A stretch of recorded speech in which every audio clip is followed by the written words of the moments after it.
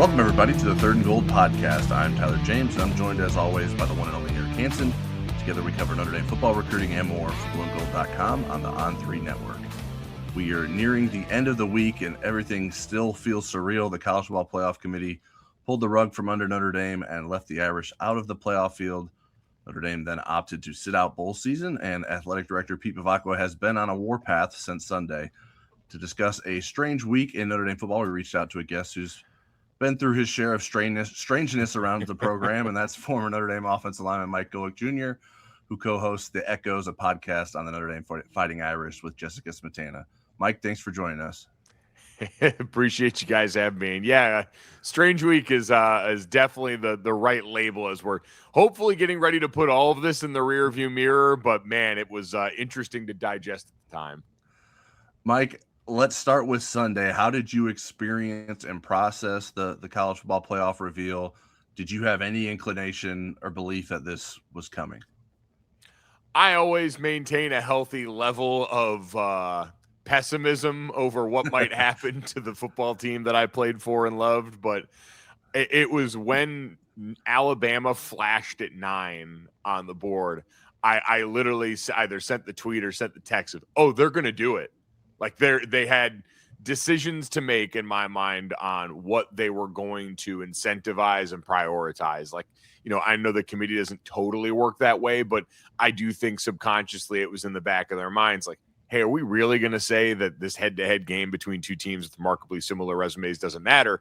And are we really going to take a team from inside the tournament field the way that Alabama was and punish them for the 13th data point in the conference championship games that we know is sort of like the Bermuda Triangle? We're not exactly sure, you know, where wins and results go when they enter conference championship weekend. And so I kind of had all those questions in the back of my mind going into this one. And the committee went and took that route to defy the logic of recent weeks in favor of what could still be a defensible result if we hadn't had, 5 weeks of TV shows telling us otherwise. Well, Mike, one thing I wanted to ask you, and Brady Quinn has been really outspoken about ESPN's role in this. You work for ESPN. Are you of the opinion that they influenced this outcome? I am not. Like you said, I spent 6.5 years inside the Worldwide Leader. I was a part of covering college football there. I was a part of, covering the ranking shows there. And I don't know, having gone through that mock process with the selection committee, like I seeing how the sausage got made. Like when you go through that mock process, you're doing a year that's already happened. Like they gave us like the 2014 season and had us go through it. And like, man, even then you felt how much everyone in the room cared about getting it right. And I struggle to believe that these people that comprise that committee that have worked in and around athletics in different ways for so long are all of a sudden going to come into this room and begin some weird craven process to warp the sport. So I've never bought into the conspiracy theories there. Now, what we're seeing, and I think the effect of, not even just the television networks, but the conferences themselves in this day and age. And I think it's part of what gave way to Pete Bavacqua feeling the need as Notre Dame's athletic director to kind of go out and start to stump for them is we have seen lobbying around the sport, like the people with microphones and a connection to these conferences, whether it was folks in ACC media on behalf of Miami, obviously what we've seen from Greg Sankey and the SEC over the course of the last year, where after 2024's Alabama team was left out of the playoff, they went on the warpath talking about the way that the College Football Playoff Committee needed to talk about strength of resume and the teams that you play and rewarding that. And so I do think that we have seen that, this has always been a sport where might makes right, but now where you've got more of an invitational than a playoff in the way that we've talked about, based on how it operates. I do think we're seeing that effect of, all right, one of the things Pete Bavacqua said is, we realize we're out here fighting for ourselves. And I think that was very present in how these conferences have been able to use their platforms and the megaphone to go out here and try and make sure that they are giving their team every chance in the court of public opinion. And maybe if that message can, get to any of the committee members and subtly influence there, like, again, I don't buy into the conspiracy, but these are human beings. They read, watch, and hear things around the sport like we all do. And so I think everyone right now, especially in the conferences, are very aware of their messaging and how they feel it goes and tries to give them the best chance of helping their teams. Mike, do you think this year is a one-off in terms of some of the controversy and the discussions about what needs to change with this playoff format, or do you think this is something that needs to change and that we can't allow this to continue to happen? What's your perspective? Do you feel like this is more of a one-off, or this is sort of endemic of the way the system has been set up?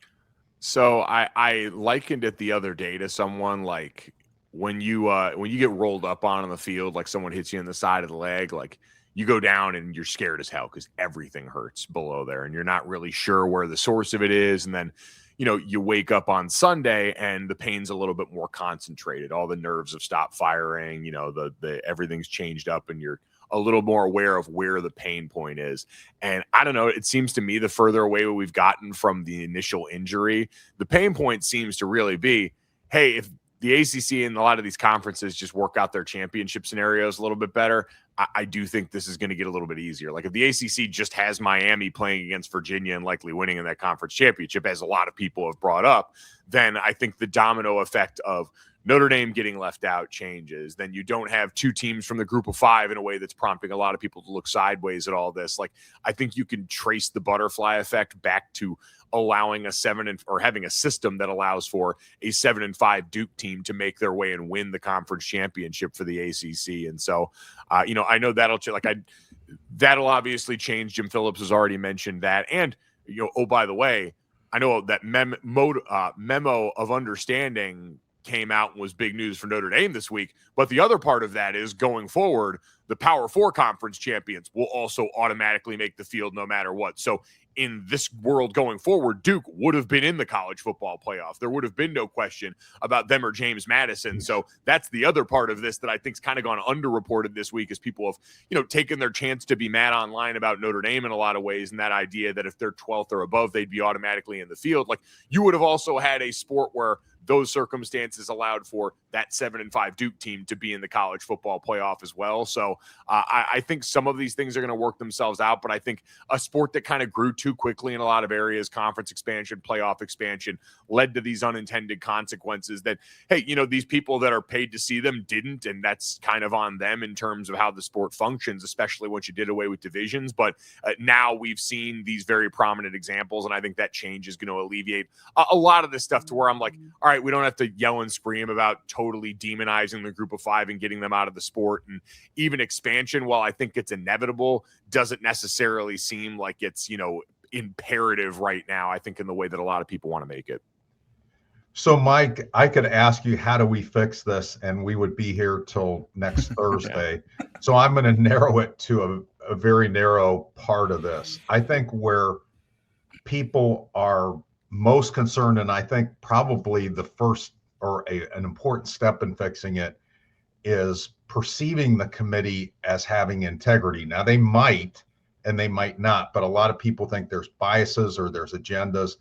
How do we get to the point where people have trust in the process, even if they disagree with it, have trust in the decision makers, even if they ultimately disagree with the final outcome?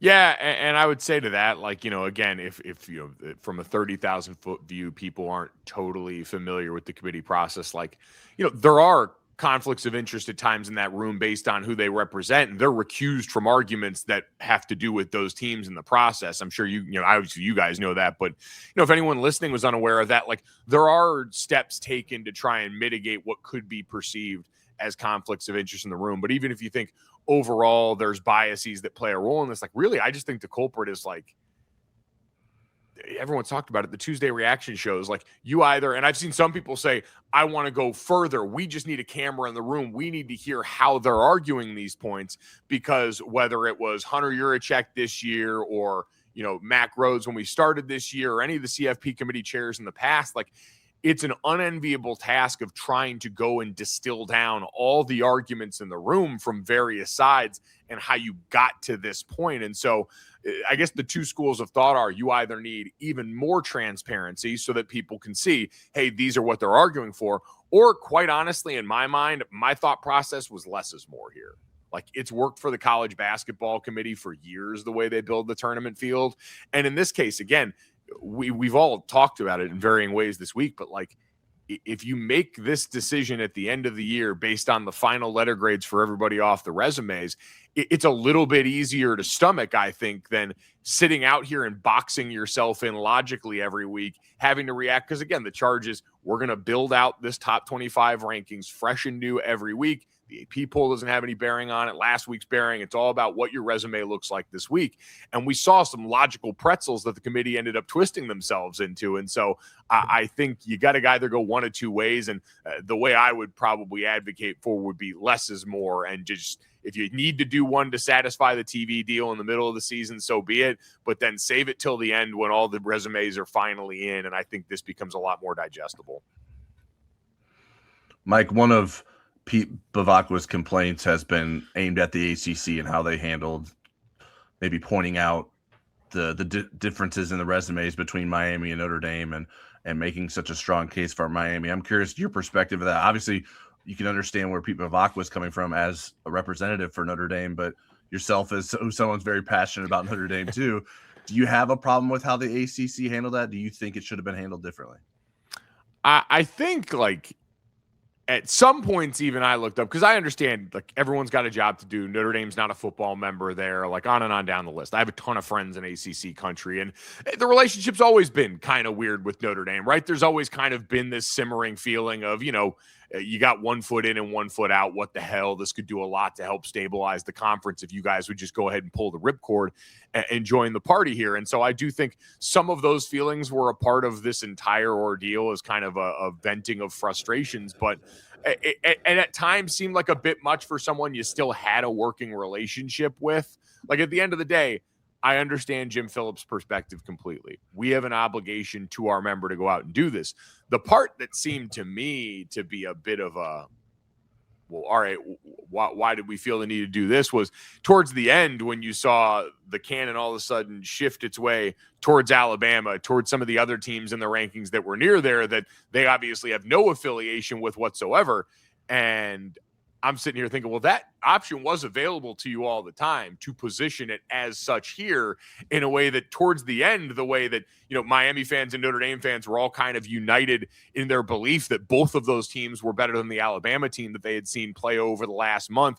That was where it started to be like, all right, well, that was an option that was on the table the entire time. I understand the head-to-head was the most pressing matter. So I think ultimately when we look back on it, it's probably going to be one of those situations that errs more to the all's fair in love and war side of things that we've seen. Like, the gloves come off when it comes to the college football playoff, and a belief, right, wrong, or indifferent, again, that I think people in power see the opportunity to try and go out here and at least, you know, state their claim, stump for their team, to try and in this beauty pageant, you know, polish their team and their conference as best as possible. And, you know, I think that's part of the reason why Pete Bavacqua felt so compelled here. So ultimately, it felt strange at the time because this was maybe, to me, during the season, the most pointed vocal lobbying that we have seen in the college football playoff era. And maybe it was felt more because it is the team that's my alma mater and now a team that I cover that was in the crosshairs of this discussion. But it did feel like all right, I wonder if this is the paradigm going forward now, where if you do have these Tuesday ranking shows every week, you're also going to have whichever teams are sitting on the bubble every week going out here and putting out propaganda and trying to state their claims and using whatever their media influence is to go and try and affect these results as best they can. So, Mike, following up on the ACC thing, on our message board, I mean, and right away, and then after Pete Bavacqua spoke with the core beat media, he was on your show, he was on other shows as well, but there is a growing sentiment that Notre Dame needs to shop around for something better. Now, let's pretend that there's no legal entanglements. would that be a good idea? Do you think that maybe this agreement isn't as strong as it was for Notre Dame's standpoint as it was in 2014? I think I treat this sort of like like trade scenarios in pro sports where it's like, Tarek Skubal and the Tigers, like their president just came out and said, like, no one's untouchable. Like, we'll pick up the phone and listen to anybody. Like, you should always kind of keep your options on the table. And I think if you're Pete Bavacqua in this administration, it's your job to always make sure that as an independent, Notre Dame has the best possible path towards their goals. And however that looks, whatever combination of, maybe partial deals or scheduling deals that you've got with other people, I do think that's always part of the job. But I think in this case, like I said to someone else, like, while Pete talked about the damage done to this relationship, like, I don't think anything happens in the immediacy here. I don't think anything's going to change between now and next year necessarily, but it is that reminder. Again, you're running this race by yourself. And as much as, I know the ACC crowd talks about the hand they lent to Notre Dame during the pandemic, and that's great, but those were, completely different, uncertain times, and hopefully something we're never going to do again. So in the normal world of proceedings going forward, it's every man for themselves. And in this case for Notre Dame, that's quite literally. And so I do think it prompts some soul searching of, all right, we need to make sure that we're modeling internally what it could look like doing a different way. What would it look like? Is there another conference that'd be willing to afford us this same scheduling agreement? Would it have to be a full membership case, for someone like the Big Ten who may be less inclined to do so? And so I do think you kind of look at everything on the table right now, but understand at this point, like, hey, Notre Dame still needs inventory in November, and the ACC's been willing to provide that at this point. Mike, Notre Dame's decision to not play in a bowl game has received some backlash. I'm curious, what was your perspective of Notre Dame choosing to do that? And then also, do you think some of the criticism of that decision have been fair?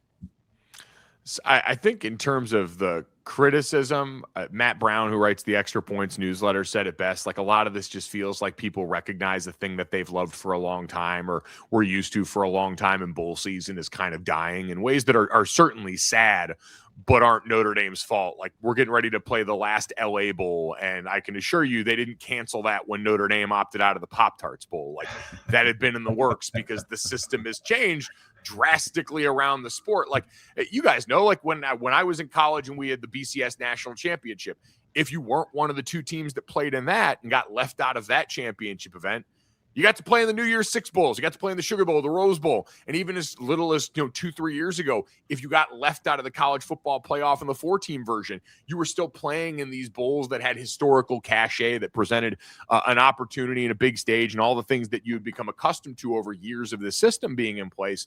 And it's a little bit different now. So for the guys in the decision this year, like, really, like, I know I'd feel, tired at the end of the season. It's an emotional roller coaster in a lot of ways, covering the sport in ways I'm deeply thankful for. But as a player, I also remember how long these seasons are, how long the off season is, how much time you're there. And then to have that happen at the end, like, people are saying, like, oh yeah, these guys, this is sour grapes. Like, yeah, part of this decision is these guys were pissed. I can't imagine what that was like, having the adults that run this process for weeks tell you that one thing didn't matter until all of a sudden at the end when it did matter. And then an hour later, you got to decide if you're going to go eat the humanoid Pop-Tart. Like, that's a wild headspace to have to put yourself in. And so I don't pretend to have answers for how I would have responded in that scenario. Based on what we've seen, life would have been a lot easier if Notre Dame just took the bowl bid in terms of how it's discussed. But in terms of what was right for this team this year, the thing I kept going back to was, like, as long as those guys' voices were heard, and I went through the process in 2009 when we opted out of the bowl game when we were 6-6. It's a very different comparison. It's a lot more akin to what Kansas State and Iowa State went through this year.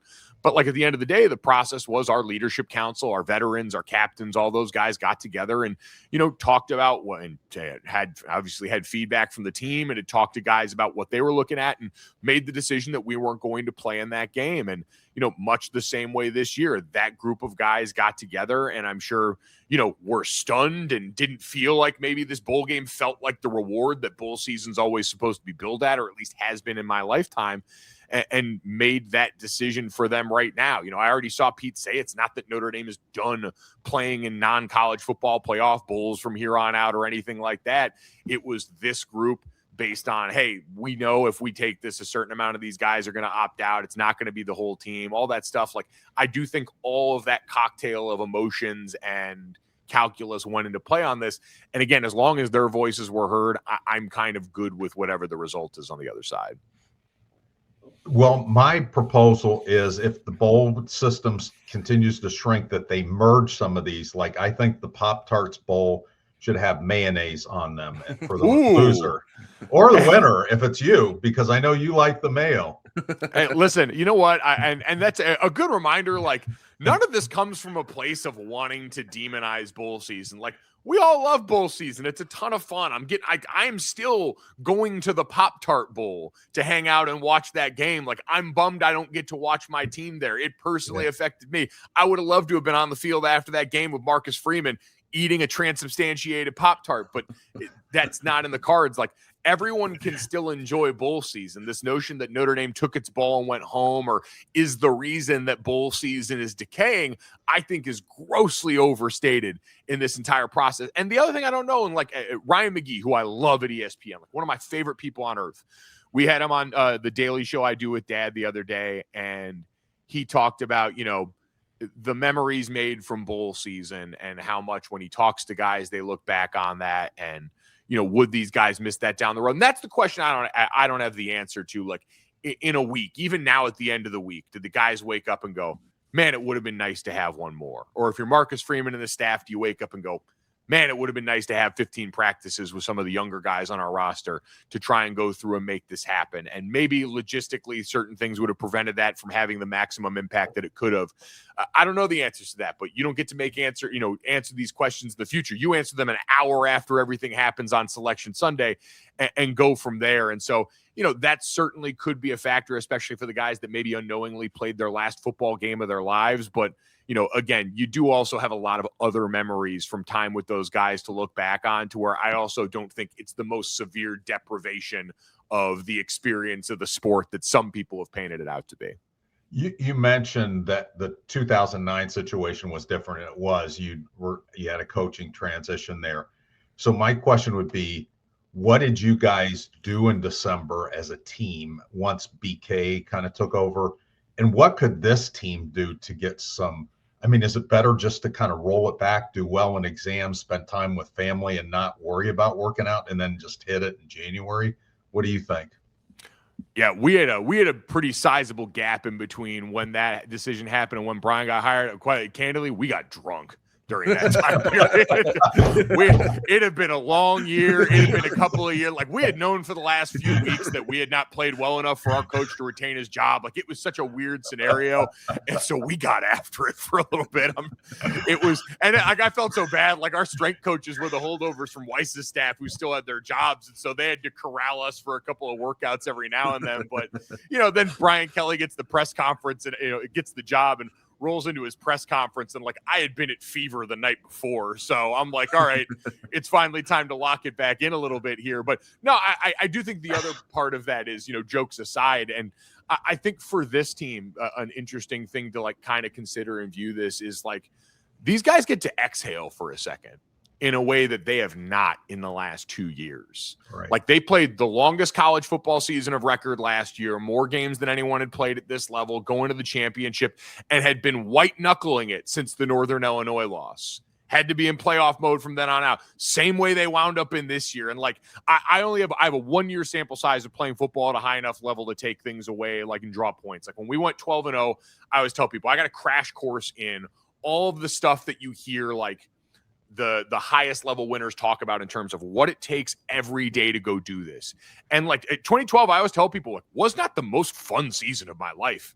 I was an anxious mess. It was miserable at points because you're so hell-bent on doing the right thing, on winning that 5 minutes in front of your face, on coming into the facility and maxing out whatever you've got to do to go out and give yourself the best chance to win games at that level consistently. And towards the end of Brian Kelly's time through now, these guys have hacked that ability to like go and do that. It's more built into their DNA than it was, but it's still a hard process. And so now for these guys to like kind of have the chance to go home and be with their families around the holidays in a way that you don't normally get, and to have some time to focus on exams without having this other part hanging over you, like you'd still choose that 10 out of 10 times. These guys would much rather be preparing for the college football playoff. But I do think at this juncture, for a team that for a lot of them, a lot of the core pieces are going to be back next year, to have that moment to kind of exhale and then to be able to come back and reset and begin the work with the core of your roster that's still intact, with the coaching staff, the core of which is still intact, with so much unification around the program. Like,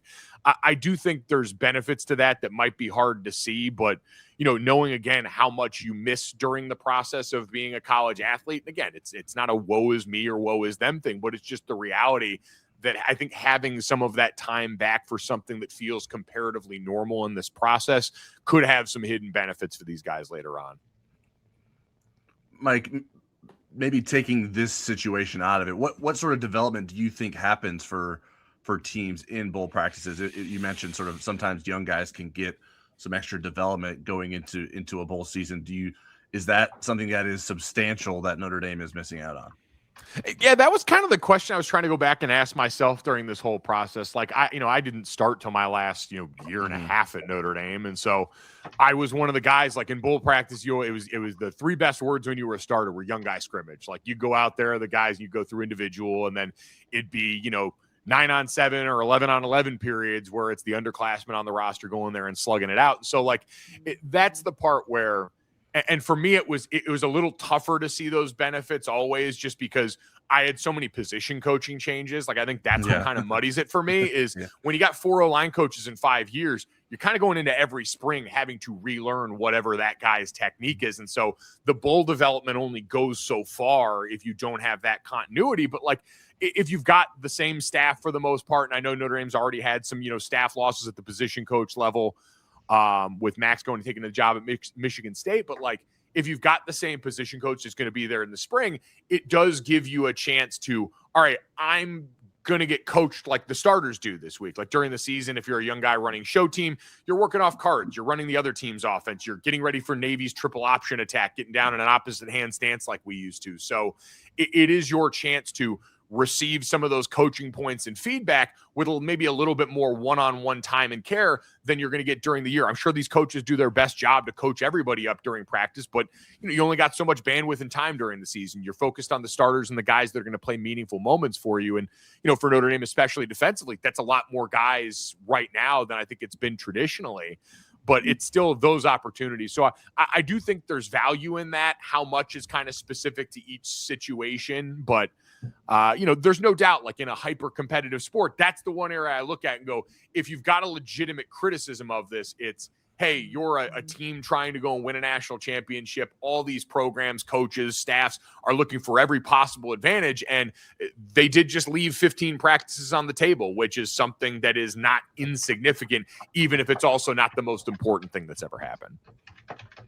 Mike, before the show, we were talking about the substantial amount of time that you spent watching offensive line play as a member of the Joe Moore Award subcommittee. Because you have such a wide view of offensive line play across the country, how would you rate what Notre Dame did on the offensive line in comparison to what you see across the country?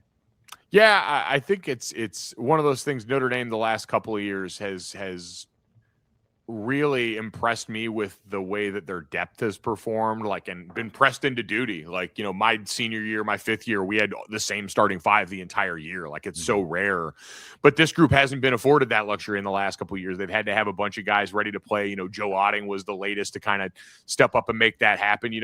For Sullivan, for Gerby, they had been in competition in camp. They had both played a bit early in the season. And so when he had to fill in for Billy Schrouth at left guard, there was at least some there, but still, like, you got guys moving around and having to communicate in different ways that, they get better as the season goes along. That's been the fun thing about this Notre Dame team the last couple of seasons, has been watching. Like, they clearly get better as the year goes along. The time, the reps, the continuity, like, you can tell it matters to these guys now. It's a Notre Dame offensive line. It wasn't a Joe Moore Award semifinalist this year in the way that I believe they were last year. And, I think you look around the sport, offensive line play is kind of in an interesting position. Like, we talked about this a bit. Aaron Taylor kind of does a State of the Union on some of the Trench Life, Wednesday night shows that we do on the Joe Moore Award YouTube channel.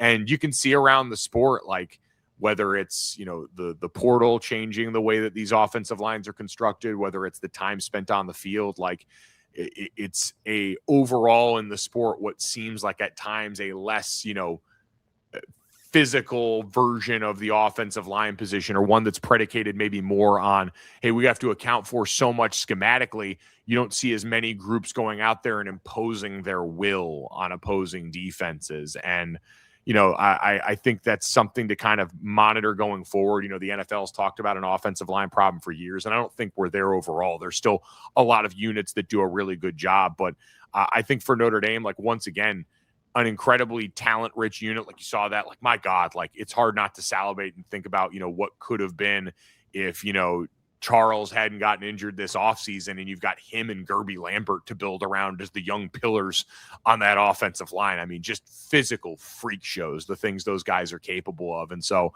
I think that for me is one of the biggest takeaways is, like, you've got young players on that offensive line that got meaningful experience. You've got a treasure trove of incredibly talented recruits waiting in the wings to try and challenge those guys. And you've got a group that's displayed the ability to get better and better as the season goes along. And so, now if you come back after this offseason and you do have, Charles Jagasaw available, which, like, I mean, you put Charles into the lineup. If you'd have put him in tomorrow, he'd have been the best offensive lineman on the team still, I think. Like, we saw that last year. There just aren't a lot of guys that do what he did last December. It was insane to watch. So I'm for Christmas, I want extended Charles Jagasaw reps during the regular season next year, because I think that's like a first round talent kind of player on that group. But I think it's one where they're going to have a different challenge on their hands, because you're probably going to lose the two best running backs in college football this offseason to the NFL. And, like, they erased problems for them. Like, we saw a lot of big runs from Jeremiah where making guys miss in the backfield, making guys miss at the point of attack. Some of that's by design, and some of that was he was covering up, mistakes, physical or otherwise, that happened elsewhere. And so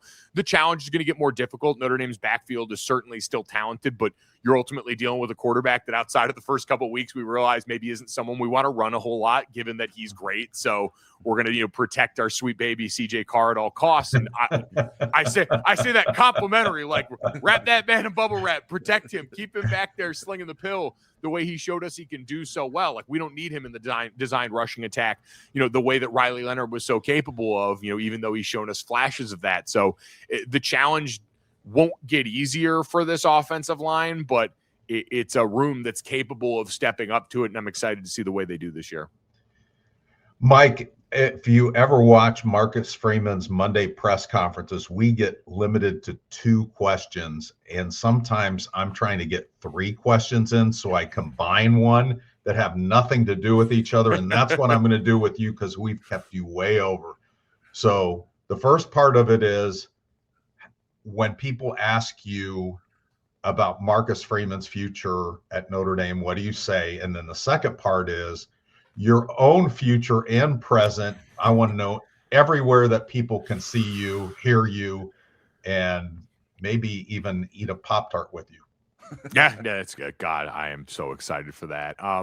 When people ask about Marcus's future in South Bend, my party line's always kind of been, it's, for me, the Ohio State job and the right NFL job scare me in terms of what could actually pull him out of South Bend. Like, we see around the sport, there's very few forces as powerful as your alma mater. Like, we have a lot of guys right now coaching at their alma mater, doing incredibly well there. And, fending off outside offers or waving off outside offers in favor of trying to help the place that they bled for. And so Marcus is just also happens to be one of the biggest recruiting juggernauts and talent-rich spots in the sport. So who could blame him if Ryan Day at some point moved on or was fired and all of a sudden he took the call to come home? I would never fault him for that. And then, the NFL, it's the highest level of competition the sport has to offer. You don't have to deal with all the recruiting aspect of it. Like, it simplifies the equation in a lot of ways. And so if at some point Marcus, who's going to continue to draw interest from there, found a job that called to him in that way, I'd have a hard time really, I'd be sad. Like, it would certainly be a massive blow for Notre Dame, but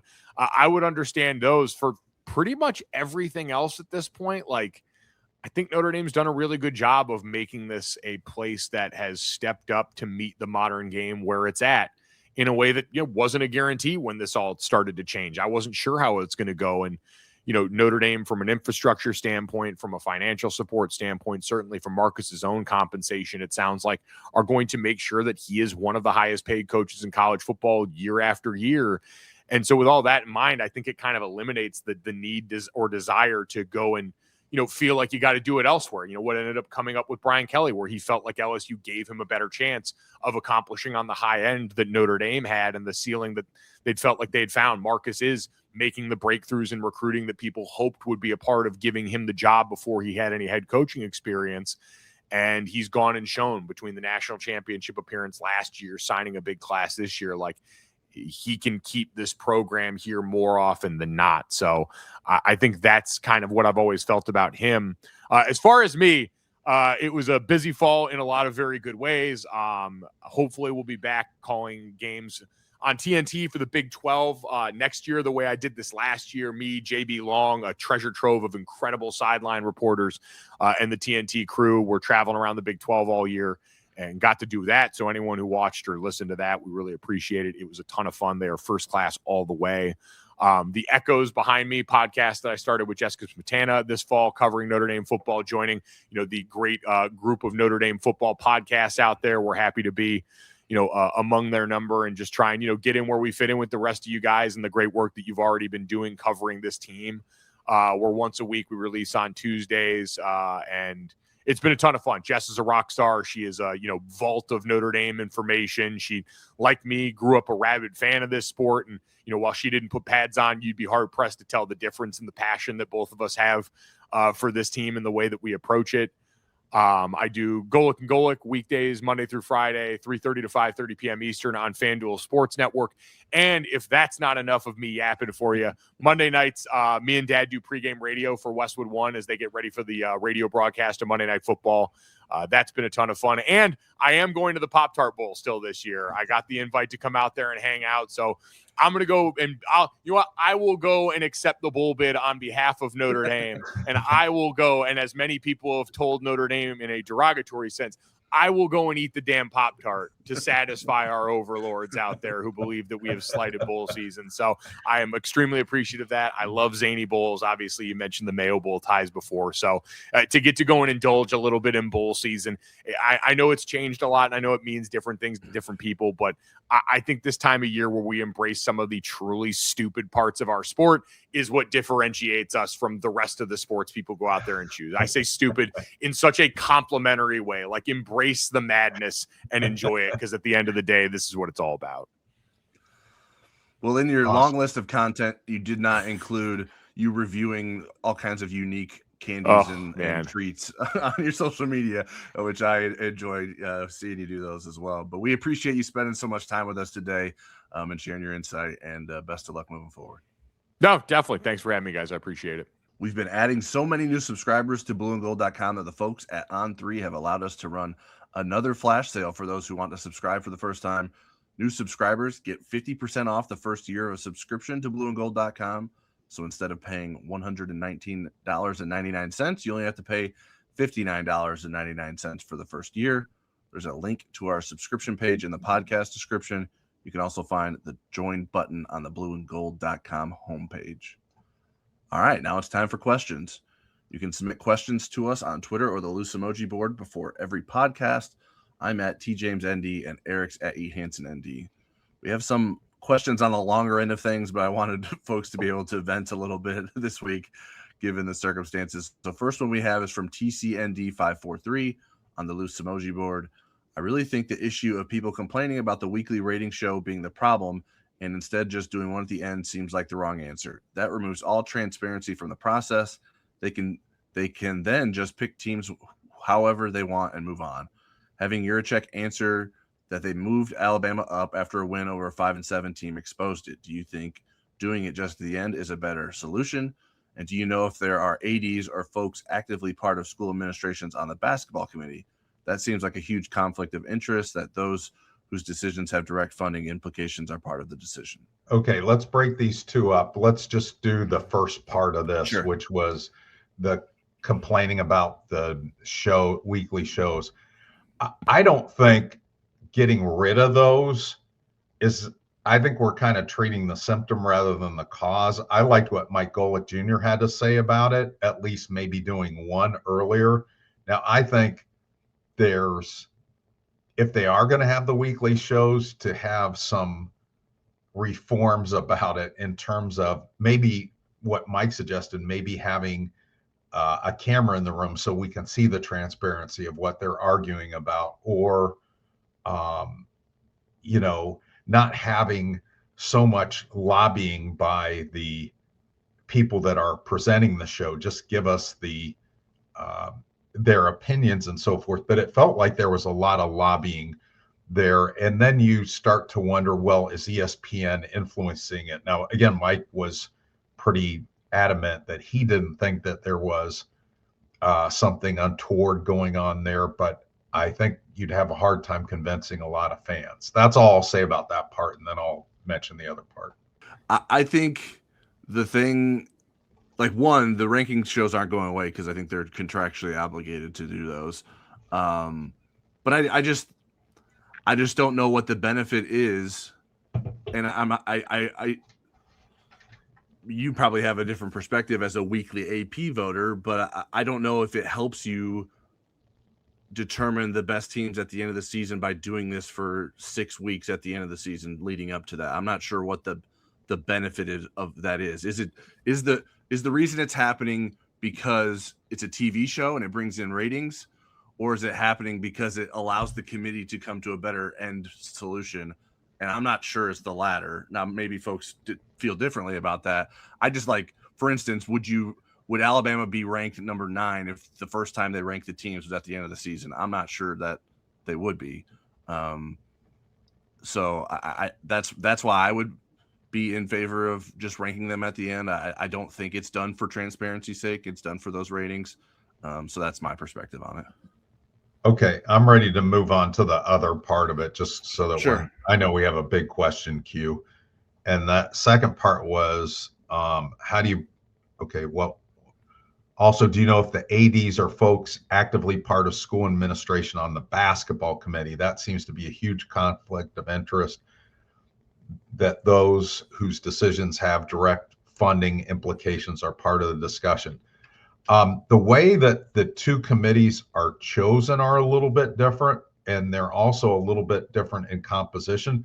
But the basketball committee is, if I'm not mistaken, is all but one is an athletic director. So again, the CFP committee is appointed by a different body. It's a college football playoff board of managers, which is made up of chancellors and presidents from the participating conferences and Notre Dame. And then they have a smaller body that they kind of delegate that to. I don't think that, the presidents are pouring over the names and so forth, and there's supposed to be some rotation. The basketball is more connected to the NCAA people. So I think I answered that. I think he asked about bias, right? I think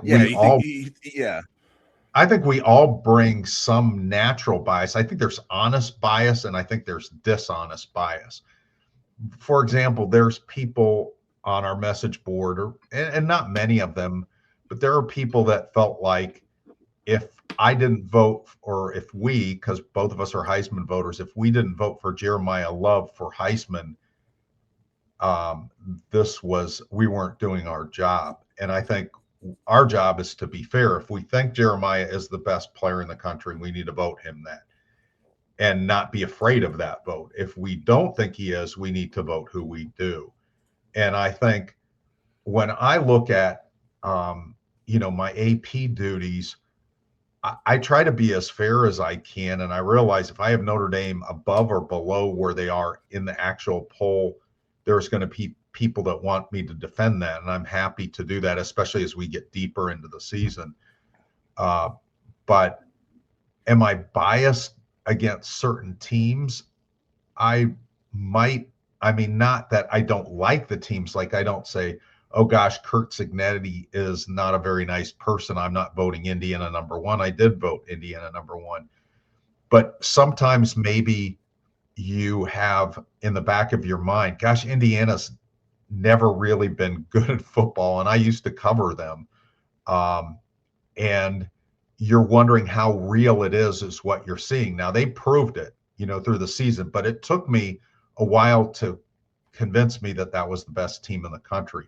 So to me, that's honest bias.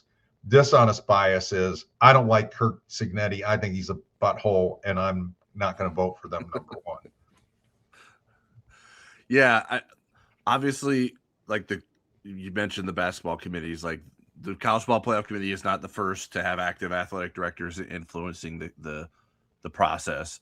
For instance, I looked up like the men's basketball committee has Minnesota AD Mark Coyle and Alabama AD Greg Byrne on their tournament committee currently. I'm not sure what the benefit or need to have active ADs on committees is. You're not going to eliminate bias, right? Because everyone's going to have a connection to something. Like you're not going to be interested in college basketball or college football if you didn't have some sort of rooting interest or tie to a school at some point in your life, right? Like you can't eliminate that. But it does seem like it makes the job harder for people who are getting paid as part of the results of what are happening in those rooms.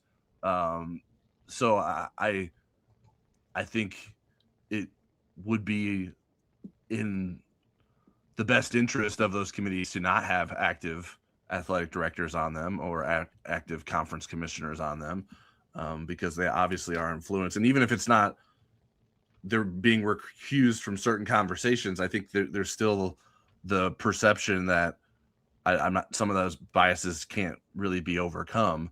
And I think it's just asking for people to question you more by including those people in the process. All right, next question is from Irish Cowboy 22 on the loose emoji board. Longtime listener, each podcast, first time caller, sort of. I think the committee is corrupt and will always choose an SEC or ACC, their ESPN broadcast partners, over Big 12, Big 10, or Notre Dame. Can this be fixed? Sure, Notre Dame has a clause next year that if they're in the top 12, they automatically get in, but the committee can just slot them at 13 on purpose to avoid that. My solution is as follows. Remove the top 5 auto bids. Top 12 or 16 teams get in regardless of conference championship. Make a clause that if a group of 5 team gets in the top 15 or 20 if we are at 16 teams, then they automatically get in. Have each conference championships tiebreakers be number 1 head-to-head and then number 2 based off the committee rankings. I think there's a lot of good ideas in there. I think it would take us about a week to unpack all those and debate all those. One thing I'm going to pull out of that and say that is an interesting concept to me is there a way to have a check and balance on the committee if we do not think they have integrity, if we can't solve this integrity issue some other way? And it could be just a perception of integrity. When it's hard for me to get past it when I saw Hunter Yurachek talking about how impressive it was for an Alabama team to go for 4th and 2 against a 5-7 Auburn team, and that was such a great accomplishment. And then moving Alabama ahead of Notre Dame, I still can't get that out of my head. And so what could be maybe a check and balance? Maybe computer rankings that a team has to be within maybe one spot of the computer rankings. Maybe it's, although a conglomerate of computers. If you do just one, like Penn State was a top 20 team in the Sagarin ratings, and they had Notre Dame number 2. But maybe the AP poll is the check and balance. You couldn't do the coaches poll, but maybe the AP, and the AP has its flaws. But there are 66 of us. And so usually if there's 1 or 2 knuckleheads, the sheer volume of people voting kind of mitigate those knucklehead opinions. And so I think these are all really good ideas. Everything that you mentioned are good talking points to talk about this offseason. Yeah, I think it's hard to find a solution. The way that the TV rights are sort of woven into the process, and the power brokers of this makes it difficult. But like, for instance, the Big Ten's main deal is with Fox, but the Big Ten still has a lot of power in this process too. Like, it's going to be hard to get rid of automatic qualifiers because the Big Ten and SEC really want them. And they basically are the decision makers in a lot of this moving forward. They have the power and they're going to get what they want. So if there was a way to sort of extricate the TV folks from the situation, maybe that helps eliminate some of the bias. Obviously, we talked about the committee ties and how maybe you can eliminate bias there. I think, I guess the biggest thing for me is I don't like that we're continuing to change the playoff format. Like, I think you need a bigger body of results to find out if the format is flawed versus the committee being flawed. I would rather tweak the committee than tweak the format personally. I know that's probably not what's going to happen. We're going to keep getting bigger and everyone's going to keep arguing about, well, we're the 19th team now we think the playoff should be bigger. Like, I don't think that's the right answer. Truly, I think we're going to get into worse and worse situations, making seasons longer, and devaluing the regular season even more and more. So I worry that we're just keep growing and growing for the sake of appeasing people rather than maybe actually solving what maybe is the bigger issue, and it's the people that are choosing the teams rather than the format of the playoff itself.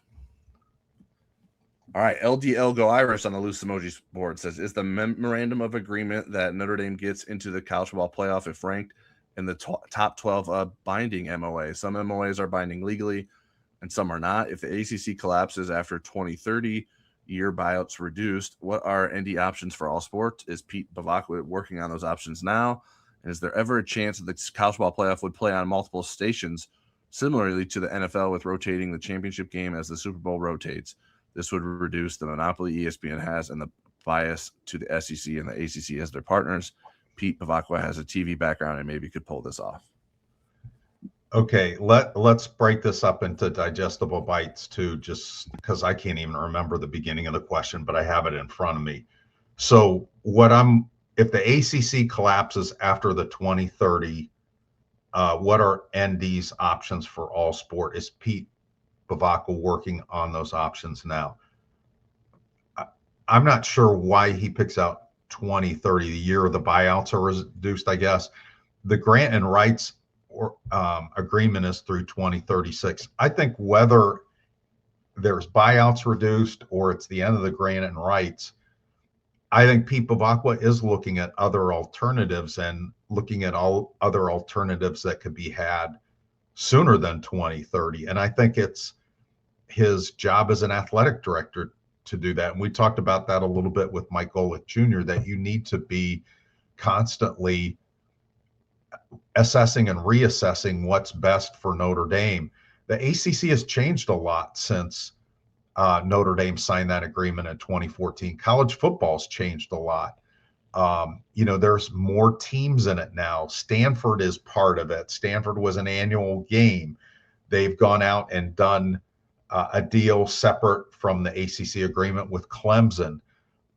So yeah, I think it's up to them to make sure that, and I know that he is looking at those things. Yeah, the first part was the legality of the MOA. I don't know the legality of the agreement that has been mentioned, but it must be pretty certain if Pete Bavacqua is mentioning it and openly talking about it. It's something that I believe we've been aware of being part of future playoff agreements, depending on the format. It's just right. So the solidifying of the future format has just not happened yet, and so I think this is always been sort of baked in what is coming next in the college football playoff. In terms of Notre Dame's options if the ACC collapses, I'm skeptical that the Big Ten or the SEC would take Notre Dame on as a part-time member. I think that may be difficult. Like Notre Dame's leverage, the fewer power conferences there are, the less leverage that Notre Dame has.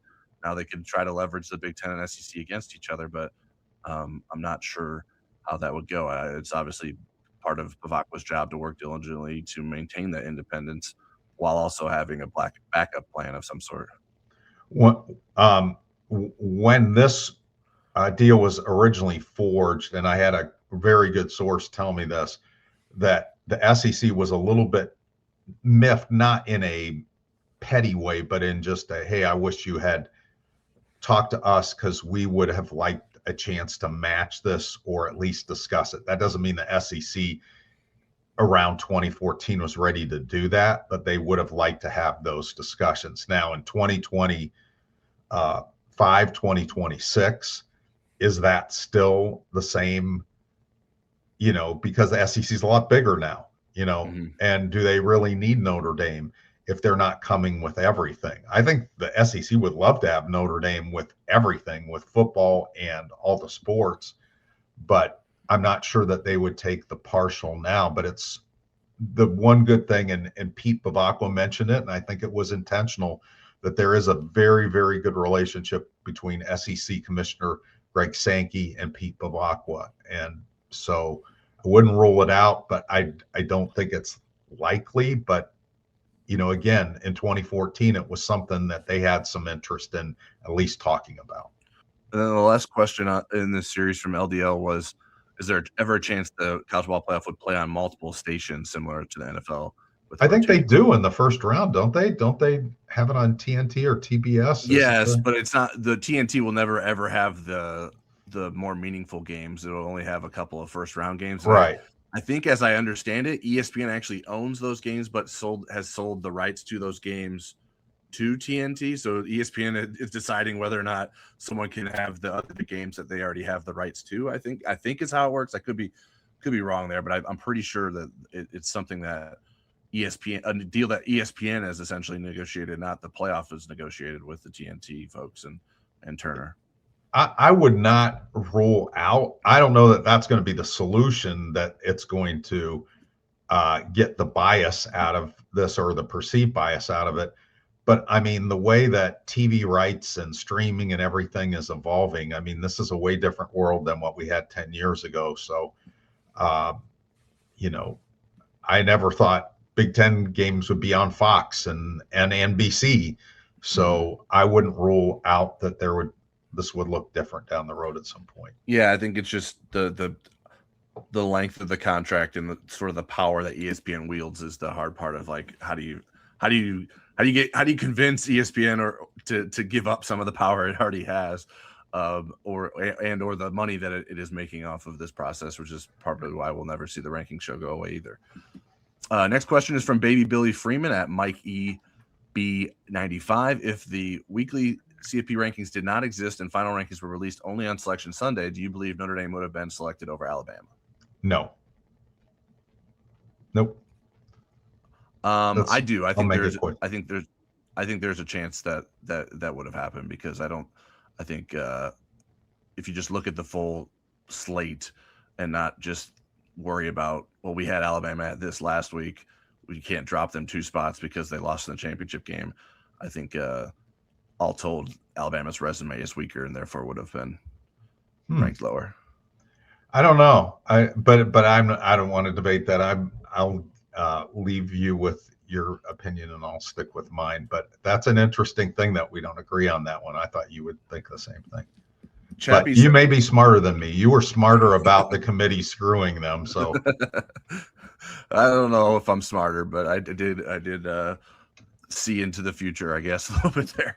Chappie72 on the loose emoji board said, everyone that I've seen in media discuss is Jeremiah Love in terms of heading to the NFL, and I'm not naive. I understand why. Yet when asked directly about this on Mike Golic Jr.'s show and other media outlets, the man himself responded that he's not sure if this was his last season. Golic Jr. even pressed him with a follow-up, and he confirmed that he has not made a decision yet. I'm not holding out hope that he comes back, but I also can't see any benefit to him answering that way if his mind was already made up. Is this really a foregone conclusion? The way that I'll answer it is, I think he wants to do it at an appropriate time. I don't think that there's anybody that thinks Jeremiah Love has more games in a Notre Dame uniform. But I think, during the season, they really wanted to focus on the season and do their best on that and not have that be a distraction. I remember in 2015, Will Fuller was asked before senior day if he was coming back, and he was a junior, and he goes, yeah, I'm coming back. And then that was huge news, and it was kind of a distraction. Then he ends up going pro. I think with a lot of the players, they do want to get evaluations from the NFL. Jeremiah Love has all the information he needs. And again, I think out of respect to his teammates and the Heisman Trophy process and everything else, he wants to do things at an appropriate time and announce it then. He could be still contemplating it, but I would really doubt that. Yeah, I don't think he wants the focus to be on him. He wants the focus to be on his team. I think he doesn't have to have made a decision. Like, he could declare for the NFL on the final day, and it wouldn't hurt his draft stock in any way. Which is January 14th. So I think he can be honest in that he hasn't made his decision yet, but that doesn't mean the decision won't be the one that we all believe is going to be made. So I think that's just my perspective on it. I'm not sure what else to say about it. Next question is from Marie Biafore at Biafore_Marie. Besides the obvious of Jeremiah Love and Jadarian Price going to the NFL, who else do you think is likely to go to the NFL? And which players do you think are on the fence? Of those that are on the fence, could each of you give your opinion on whether you think they should stay or go? Well, as opposed to Jeremiah, I do think the other guys haven't given it a ton of thought yet because they haven't gotten the feedback. Jeremiah's draft equity is pretty clear, and I would say Jadarian Price's is as well. But I think a lot of them want to do their exit interviews with Marcus. Hey, what does 2026 look like if I come back?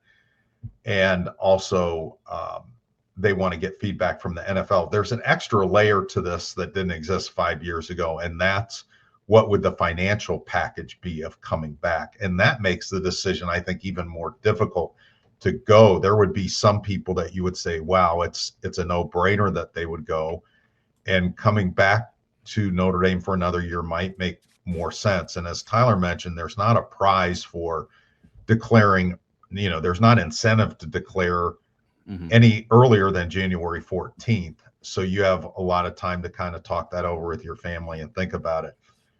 Now getting into names, I think the guys that'll have the most difficult decisions would be Emil Wagner, Billy Schrauth, Jason Anye, who's contemplating coming back for a 6th year and applying for that, which isn't a given.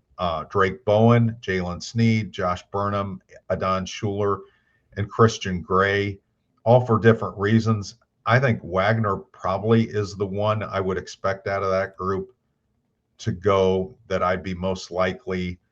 Sneed, I'm not sure what, like Sneed and Burnham could go to other programs, for example.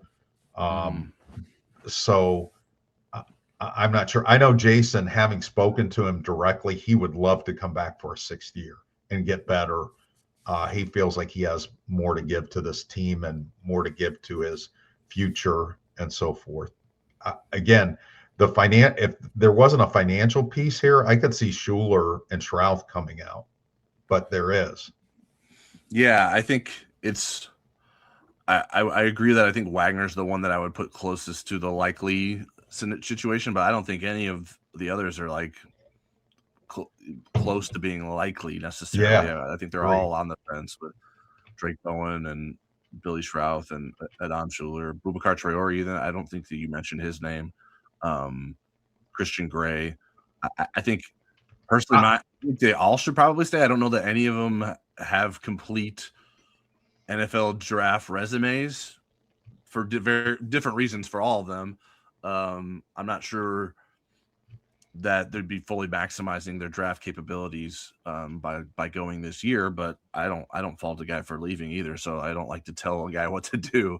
But that's just my perspective on whether or not they would be leaving at the time where their value would be the highest. Yeah, and I should have mentioned Terrari, but I'm pretty confident he is coming back. That's what I had heard, and so that's why I didn't include him, but probably should have anyways. All right, TCND says, what are the bowl practice alternatives for the team to get equivalent preparation for next year in? I asked somebody at Notre Dame and they weren't sure.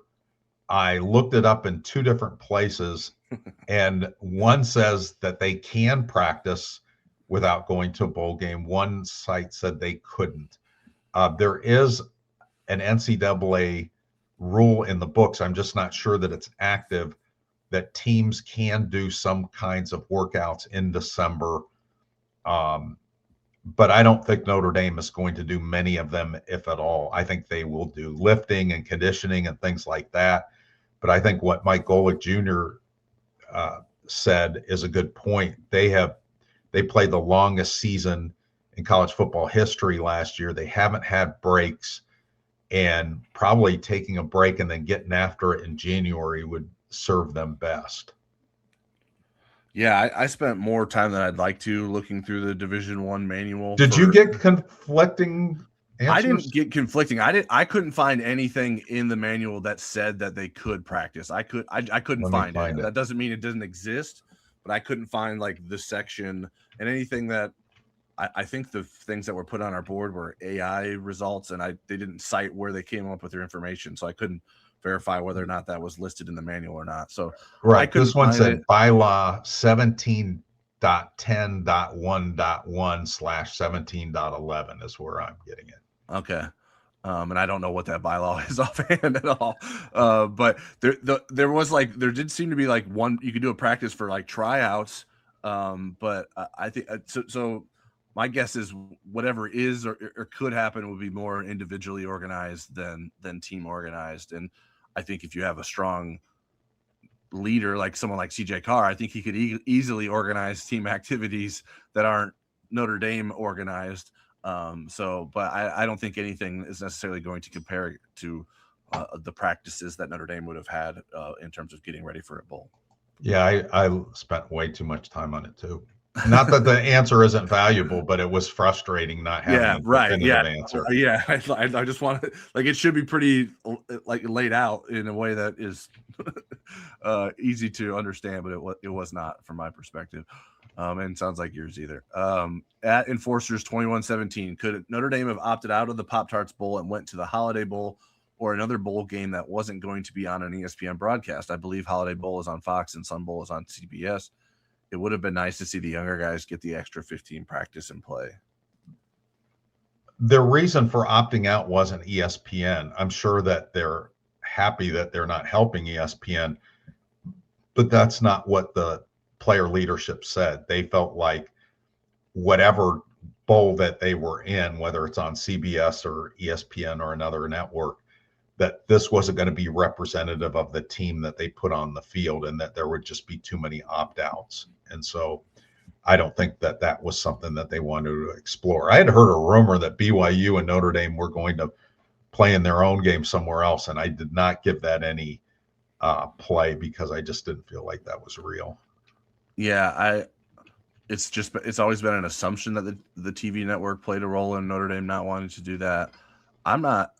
Do you know this, Eric? Do they vote on whether or not they go to a bowl every year? Is it open to a vote often, or is it just like these extenuating circumstances? I think it's extenuating circumstances. And if you go all the way back to the Pete Chiavarelli years when they broke their self-imposed bowl ban in the late 60s, going into 70, they voted then, and so forth. But in this era, let's just say the modern era in the 2000s, I think it's only extenuating circumstances. It's not, oh, let's not go play in the Orange Bowl.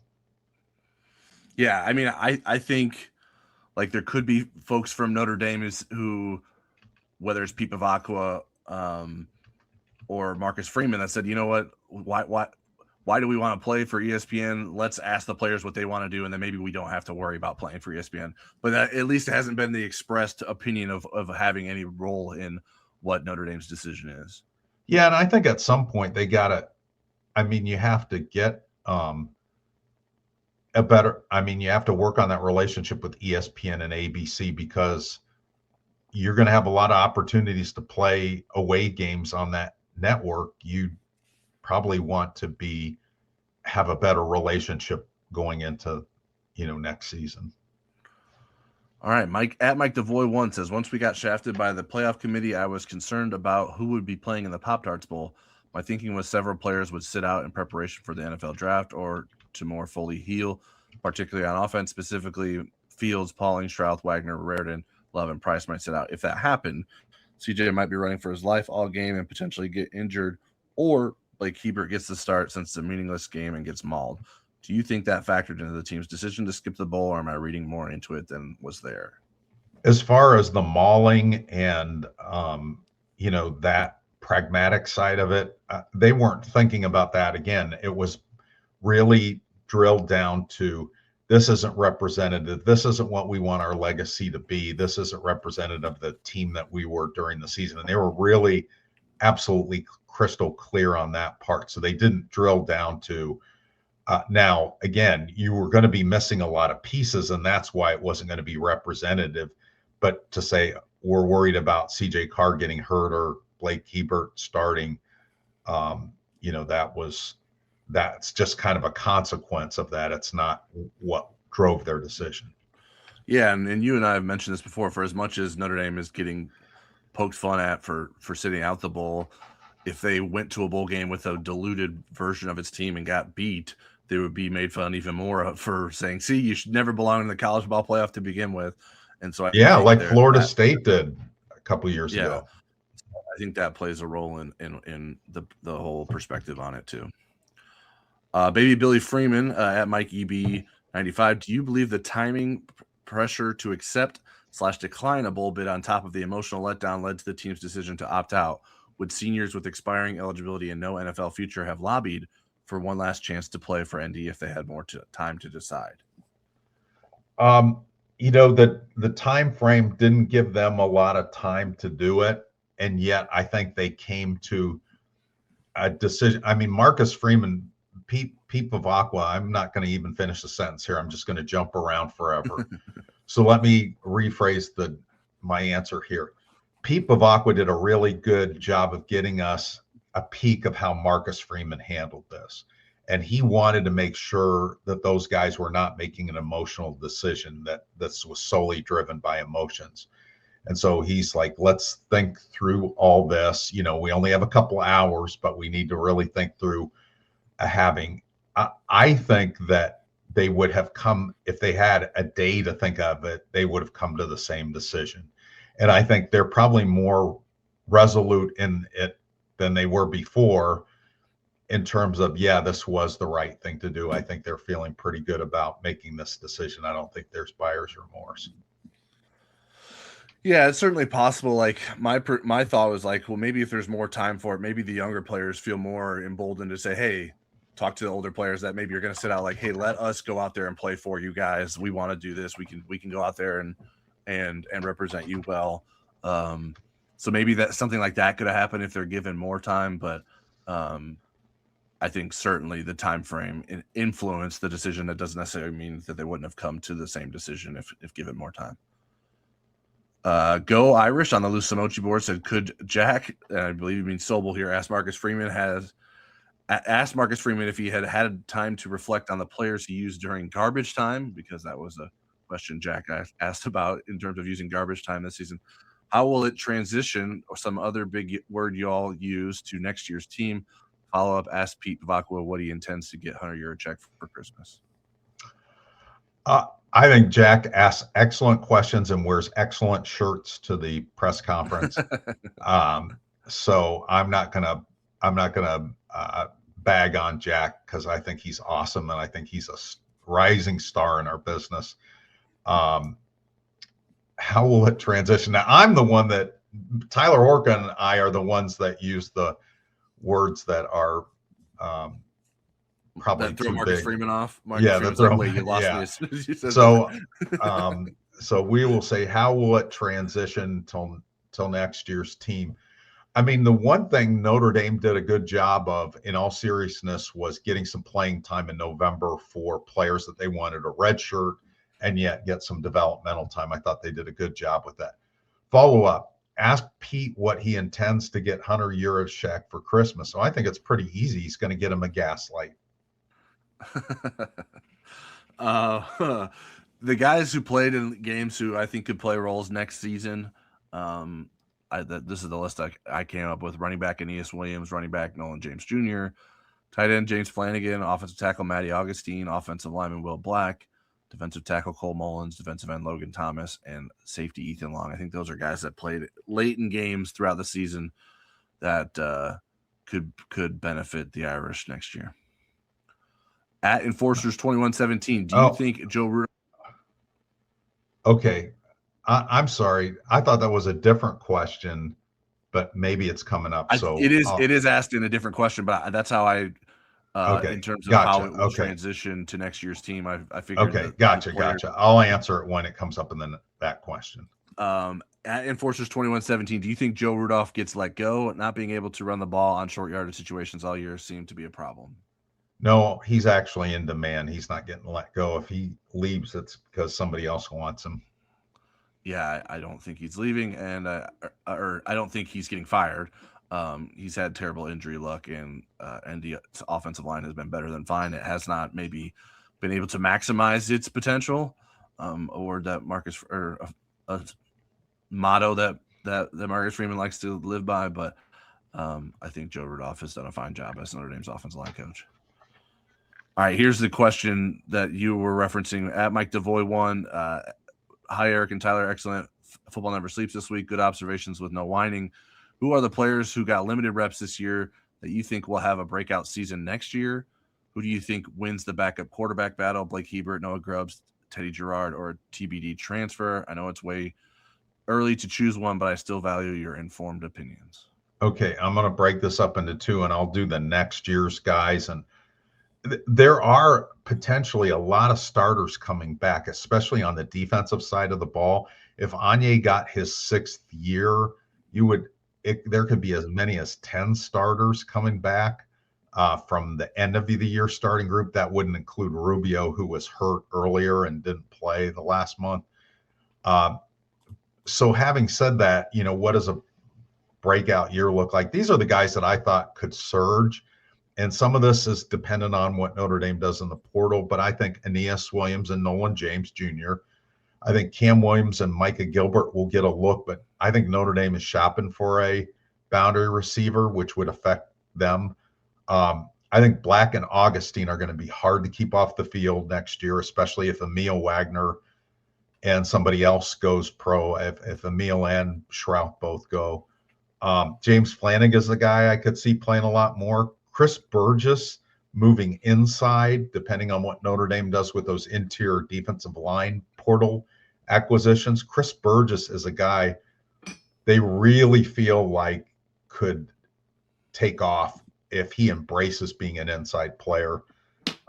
Dallas Golden could be a guy that, although he played a lot this year, but Dallas Golden, if he's the starting nickel, could be really interesting. And then Ethan Long was my other guy that I threw in there. Yeah, in terms of I shared the list of guys earlier, but the guys that I feel the most strongly about would probably be Aeneas Williams, James Flanagan, and one of the two offensive linemen. I think it sort of just depends on which position. Yeah, which position is the bigger need and how they fill that. So Matty Augustine or Will Black, I expect one of them to be able to find a role next season. All right. In terms of the quarterback as well, who do you think wins the backup quarterback battle? Portal guy. I would go with Grubbs right now. I think a lot of us like to second guess Noah Grubbs, but all he does is win football games. At Charles W. Wolf, since we've been relegated to the land of hypotheticals, do you think a healthy 2026 team could have closed the 11-point gap against Ohio State? Also, will Eric be using his super chat money to purchase bling so he can dress like football crush Tay Johnson? So as far as the hypothetical with Ohio State, I mean, I don't know what Ohio State's roster is going to look like. I would assume it's going to be really, really good. But I do think the 2026 roster has the potential to be better than the 2024 and the 2025 in terms of balance, in terms of depth, and in terms of star power. So does that close the gap? I'm not sure because I don't know what Ohio State has, but I think it will make it really difficult to keep Notre Dame in the playoff next year. As far as super chat money to purchase the clothing that Tay Johnson has or the bling that he has, it's first of all, we don't get to keep that. So, but and for me, my drip game is not financially related, although it could be, but it's just not having very good taste. So I would need a fashion consultant. I need Jack Sobel to help me with my fashion choices. Yeah, I had a tough time with this Ohio State hypothetical because we don't know what the 2026 Notre Dame team is going to look like yet. There's still so much to play out with that to be able to. Well, Jack and I had to do projected depth charts for that team. Right. And I did mention in the lead, this is not just a way too early, it's a way, way, way too early. But you have the out of like, well, we obviously this could all change. But so I don't know. Like I'd rather compare the 2025 team because at least we know what that team is. I'm not, and I think it probably a healthy 2025 team could have given Ohio State a run for its money in last year's Ohio national championship game. So there's a chance that Notre Dame's 2026 team could be that good as well. All right, Marie Biafore, do either of you want to comment on the deal University of Utah made with private equity this week with regards to what it means for college football? As the first domino has now fallen, do you think we will be seeing a lot more of this? In fairness to me, it's a little out of my wheelhouse right now. I have limited bandwidth, Marie, at my age. And so I focus really on what's going on with Notre Dame, but I am interested in these big picture things, and I have read a little bit. I think the concern, and I understand why this is important to you because you're a former Notre Dame tennis player. There's a concern that inviting private equity situation is going to mean de-emphasizing and squeezing the Olympic sports. I don't know that that's going to happen, but that's a fear of people that don't want to do it. Will it be a domino? I mean, the Big Ten has been looking at this for a while with resistance from Michigan and USC. It's a way to maximize, your revenues. I mean, these colleges look at the coaching salaries and the player salaries and so forth. You got to find revenue somewhere. So I think they're going to at least take a look at this. I just don't know how seriously Notre Dame would be looking at this right now.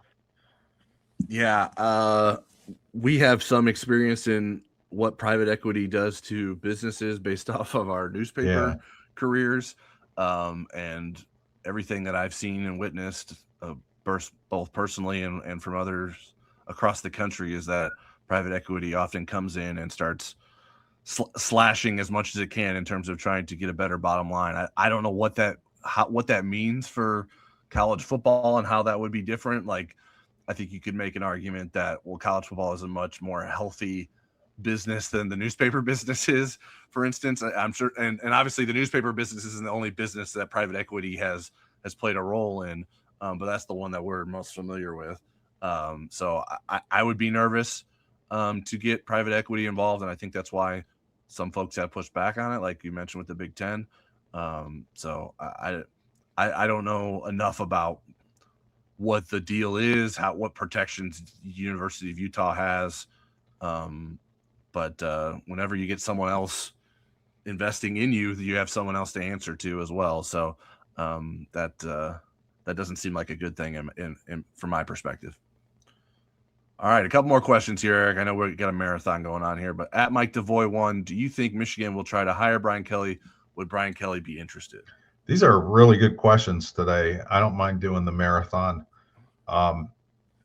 So, Mike, do I think Michigan will try to hire Brian Kelly? No. Would BK be interested? Maybe, but I think he's going to sit out 2026 and kind of reassess what he wants to do.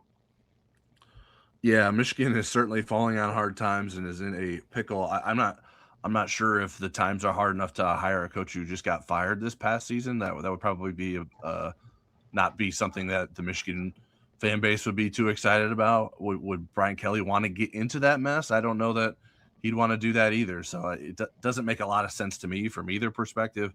But obviously I understand why people are connecting the dots potentially there.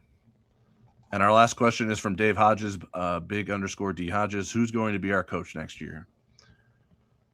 Well, I think it's going to be Marcus Freeman. It was interesting because Kyle Kelly, one of our colleagues, and I were talking yesterday actually about recruiting, but he asked me a question at the end. He goes, I don't think Marcus Freeman's going anywhere, but if he was, who do you think would be first on Notre Dame's list?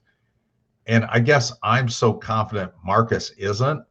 My mind doesn't go to that hypothetical. And so I really hadn't thought about it. And I started trying to think about it last night and I got a headache.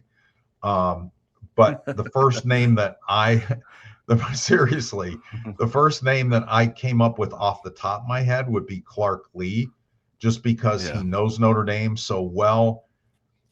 Notre Dame was very impressed with him when he was at Notre Dame. Would he be the juggernaut recruiter that Marcus is? Probably not, but he is super talented in terms of evaluating players. And I think he would be smart enough to surround himself with people that were juggernaut recruiters. And look what he's done at Vanderbilt, which is a school that has similar high academic bar.